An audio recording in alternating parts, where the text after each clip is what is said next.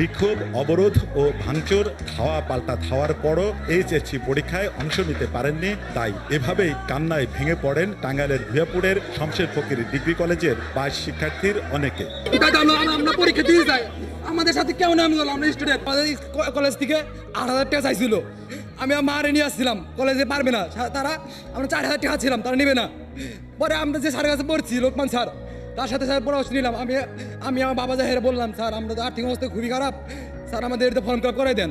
শিক্ষার্থীদের অভিযোগ, ফর্ম পূরণের জন্য কলেজ কর্তৃপক্ষের কাছে 8,000 টাকা না দিয়ে বাংলা প্রভাষক লোকমান হোসেনকে দেয় প্রতারণার শিকার তারা। আজকে পরীক্ষা, কালকে আমাদের বলছে যে অ্যাডমিট দিবে, কিন্তু আজকে আমাদের অ্যাডমিট দেয় না। বোর্ড ফি হচ্ছে 2700 টাকা, আমাদের কাছে কোটি টাকা চাইছে, আমরা দেই নাই। কে আমাদের তার জন্য এই যে অ্যাডমিট দিল না। আমরা প্রিন্সিপাল অল সাবজেক্টে পাস করার পরেও টেস্টে কেন আমাদেরকে প্রিন্সিপাল বললো না যে তোমরা ফর্ম ফিল আপ করতেছো না কেন? আমাদের 2টা বছর নষ্ট করে দিল।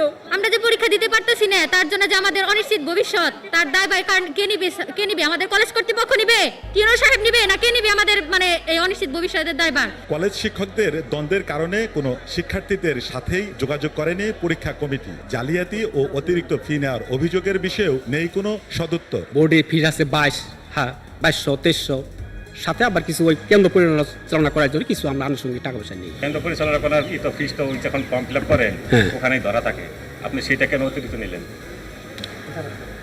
ঘটনা হচ্ছে কি, এখানে যে ফর্ম ফিল আপ হচ্ছে না বা আমরা পাচ্ছি না, হচ্ছে না, কিন্তু এরপরে তারা যে আমাদের কাছে যোগাযোগ করতেছে না, তা আমরাও তাদের যোগাযোগ করে পাইতেছি না, কিন্তু তাদের সব নাম্বার, মোবাইল নাম্বার আমার কাছে নাই। কেমন এদিকে শিক্ষক লোকমান হোসেনের দাবি, ফরম পূরণের সব প্রক্রিয়াই ঠিক ছিল, বাতিল হয়েছে কলেজ কর্তৃপক্ষের কারণে। ফরম পূরণ হয়েছে, সমস্ত কিছু ক্লিয়ার আছে, এগুলো ডকুমেন্টসগুলো আমি এখান থেকে একটু অন্য একটা মাধ্যমে প্রিন্ট করে নিয়ে আসছি। অতিরিক্ত টাকা চাইছে, কলেজ থেকে চাইছে, সেটা ব্যাপারে তো আমার বলতে পারবো, সেটা ব্যাপারে আমি অবগত না। আমি কোনো টাকা পয়সা চাই না তাদের কাছে, আমি টাকা পয়সা, আমি যেন অপরাধ কেউ না। এই ঘটনায় উত্তেজনার সৃষ্টি হলে মোতায়েন করা হয় অতিরিক্ত পুলিশ সদস্য।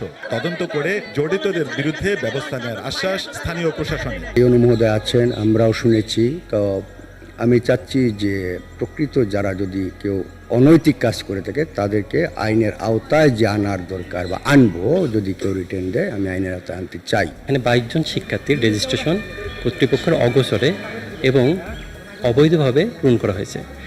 বিষয়টাই কর্তৃপক্ষ জানার পরে লিখিতভাবে আমাদেরকে জানায় যে 22 জন পরীক্ষার্থীর প্রবেশপত্র বাতিল করা হয়েছে। তৎপরিক্ষিতে এই 22 জন পরীক্ষার্থী পরীক্ষায় অংশগ্রহণ করতে পারছে না। আর এখানে শিক্ষার্থীরা যে অভিযোগ করছে সেই অভিযোগগুলো খতিয়ে দেখা হবে এবং সত্যতা পেলে কঠোর আইনানুগ ব্যবস্থা গ্রহণ করা হবে। বিশেষ ব্যবস্থায় শিক্ষার্থীদের পরীক্ষা নেওয়ার পাশাপাশি জড়িতদের দৃষ্টান্তমূলক শাস্তির দাবি অভিভাবক ও এলাকাবাসী।